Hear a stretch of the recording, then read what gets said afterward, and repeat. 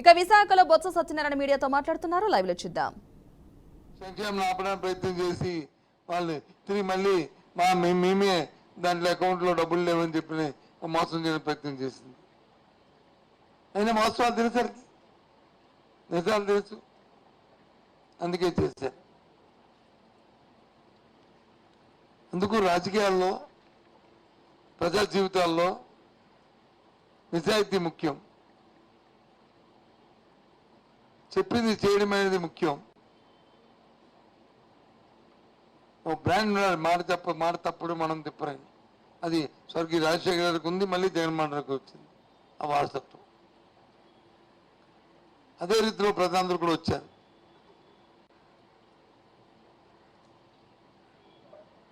తప్పకుండా ఏదైతే నిన్న ఇంత పెద్ద ఎత్తున వచ్చి ప్రభుత్వం 4వ తారీఖున జూన్ 4ని ఎక్కింపోద్ది, ఆ డేట్ కూడా ఇంకా రేపు 2 అనౌన్స్ చేస్తాం.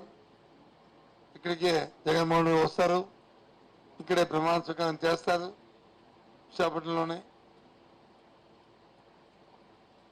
కన్నుల పండుగ ఏదైతే ఆకాంక్షలు ఉన్నాయో ఆకాంక్షలన్నీ నెరవేర్చడమే కాకుండా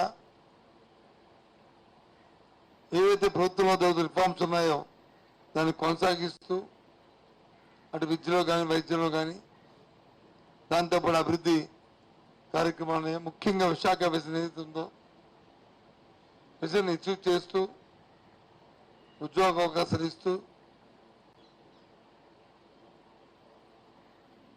జూన్ 4 నుంచి ఆ ప్రక్రియ ప్రారంభమవుతుంది. ముఖ్యంగా ఇందులో పాల్గొన్న ఈ ఎన్నికల్లో ఎన్నో ఒడిదుడుకులు పాల్గొని ఎన్నో ఇబ్బందులకు ఓర్చి ఎన్నో మాయ మాటలకి లొంగకుండా ప్రలాభాల్లో లొంగకుండా ఉన్న మా పార్టీ కార్యకర్తలు, మా నాయకులు, అలాగే ఓటర్ సోదరులు సోదరిమణులు అందరికీ కూడా వ్యక్తిగతంగా పార్టీ పరంగా నేను కృతజ్ఞతలు తెలియజేస్తున్నాను. ఎందుకంటే ఇది బాగా సంగ్రామం. ఎన్ని కుయుక్తులు పన్నాలో దానిలో అన్ని కుయుక్తులు అన్ని ఏదో చెప్తాం కదా, సామధానం బాధ దండోపాయం అన్ని ఉపయోగించారు. 1 కాదు 2 కాదు. ఆఖరికి స్వయాన్న నేను పార్టీకి రాజీనామా చేస్తున్నట్టు లేఖను కూడా సృష్టించింది. ఎంత దౌర్భాగ్యం, ఎంత దిగజాడుతామో దీన్ని బట్టి తెలుస్తుంది. లేఖ బట్టి తెలుస్తుంది ఏ స్థాయికి తెలుగుదేశం పార్టీ కూటమి దిగజారింది అనడానికి ఇది పరాకాష్ట.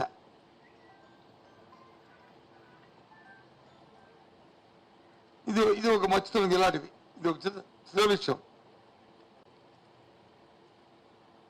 అంటే ఏదైనా ఏదో విధంగా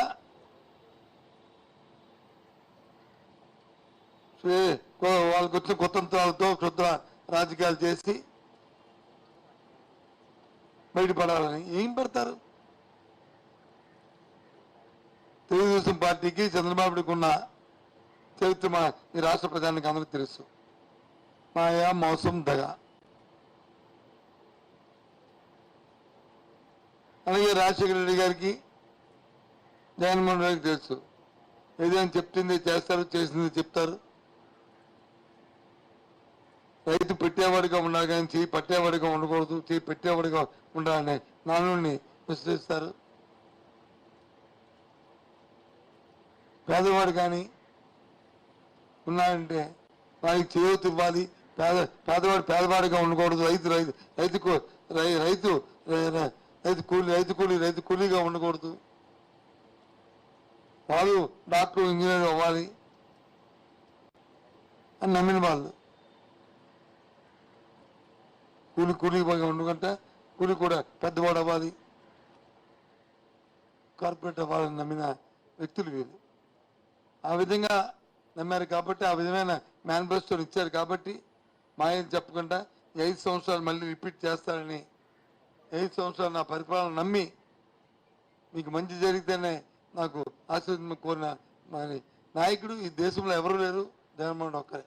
కాబట్టే ఆయన మళ్ళీ ఇంత పెద్ద ఎత్తున ఆయన ఆశీర్వదించిన ఆ తల్లులకి, మహిళామణులకి, సోదరులకి, అన్నలకి, తమ్ముళ్ళకి అందరికీ కూడా మరొకసారి కృతజ్ఞతలు చెప్తూ, ఇదే విధంగా ముఖ్యంగా మా పార్టీ కార్యకర్తలందరూ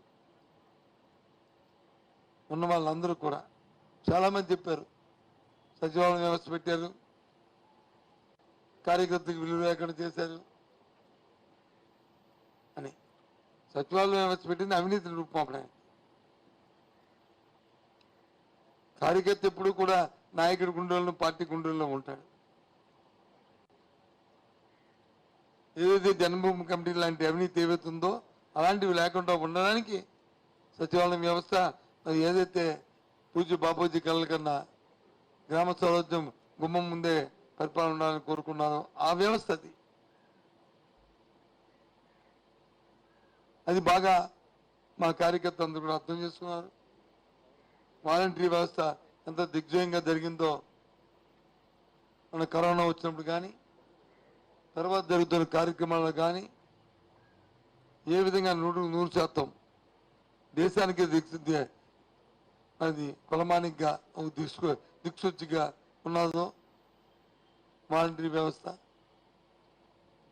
వాళ్ళందరూ కూడా ఈ రాష్ట్రం సంక్షేమ అభివృద్ధిలో పాల్పంచుకోవడం చాలా సంతోషం. వాళ్ళందరూ కూడా ఏ ప్రాబ్లం నొక్కంటే ఈ కార్యక్రమాన్ని చేశారు. ఎన్నో చూసిన ప్రయత్నం చేశారు, దౌర్జన్యాలు చేయడానికి చూశారు. మీ సమయం పాటించాం. మా కార్యకర్తలకు మేము ఇన్ఫార్మ్ చేస్తాం, మేము అందరికీ చెప్పాం. వాళ్ళ స్థానం కోల్పోయారు. చంద్రబాబు స్థాయి నుంచి భాష మీద ఇష్టం వచ్చినట్టుగా భాషని సభ్య సమాజంలో ఎవరు ఎన్ని భాషలు మాట్లాడుతున్నారు. కాబట్టి రేపు రెండు ఇంకా ఉధృతంగా ఉంటాయి.